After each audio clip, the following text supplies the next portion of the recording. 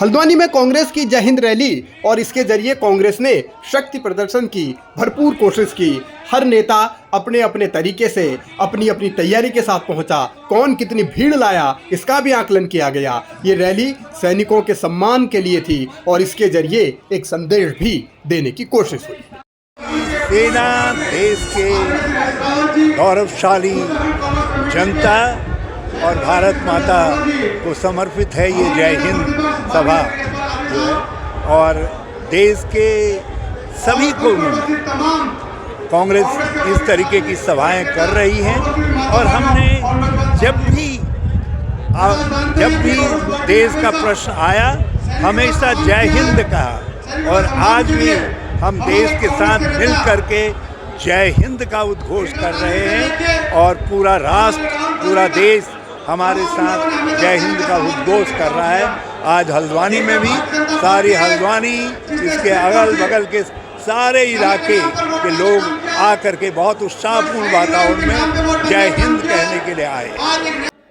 Operation सिंदूर में जिस तरीके से भारतीय सेनाओं ने पराक्रम दिखाया उसी के लिए कांग्रेस ने पहले देहरादून में भी रैली की थी और अब ये हल्द्वानी में की है। इसके जरिए ये मैसेज दिया गया कि सेना का पराक्रम देश का गौरव है। भारतीय सेनाएं देश की हिफाजत के लिए अपना सर्वोच्च बलिदान करती हैं तो उनको सम्मान देना भी भारत की एक परंपरा है। वही परंपरा कांग्रेस ने निभाई है। लोगों में दोनों चीजें, एक तो सेना के प्रति सम्मान है, उनके त्याग बलिदान और शौर्य को लेकर लोग ये चाहते हैं कि उनका सम्मान करें। दूसरा, जिस तरीके से भारत की सरकार ने ट्रंप के कहने में सीज फायर किया, जिस तरीके से हमारे विदेश मंत्री ने सेना को खतरे में डाला पाकिस्तान को पहला सूचना देके, जिस तरीके से राफेल जैसे विमान को हम इस्तेमाल नहीं कर पाए क्योंकि कोर्ट नहीं थे, वेपन्स लोड नहीं हो सकते थे, और जिस तरीके से कर्नल सोफिया का जो अपमान किया गया, ये सारे ऐसे विषय हैं जिन पर हम चर्चा करेंगे। और आज की रैली सैनिकों के सम्मान, देश के सम्मान, सैनिकों के साहस, बलिदान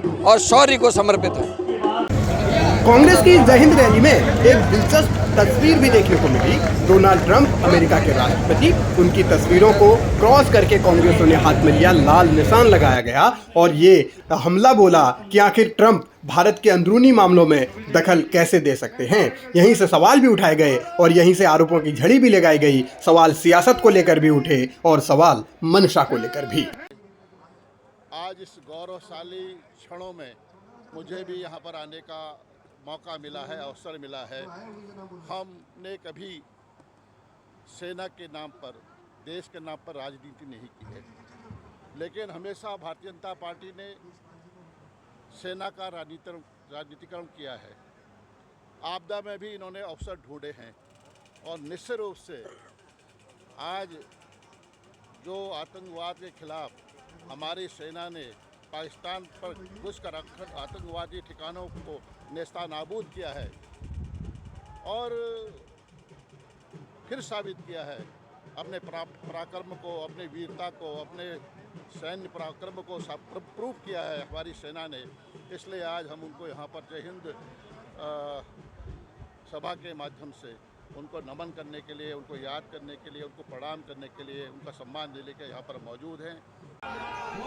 जय हिंद रैली के जरिए कांग्रेस ने सैनिकों को भरपूर सम्मान दिया। दूसरी तरफ उन्होंने कुछ सवाल उठाए, लेकिन वो सवाल सियासी थे और उन सियासी सवालों के कटघरे में मोदी सरकार को खड़ा करने की कोशिश की गई। साथ ही कांग्रेस ने अपनी एकजुटता दिखाने की भी कोशिश की। मंच पर तमाम सीनियर नेता मौजूद रहे और ये संदेश दिया गया कि कांग्रेस एक है और एकजुट होकर लड़ेगी। लेकिन क्या असल में यही होगा, ये कहना बहुत मुश्किल है।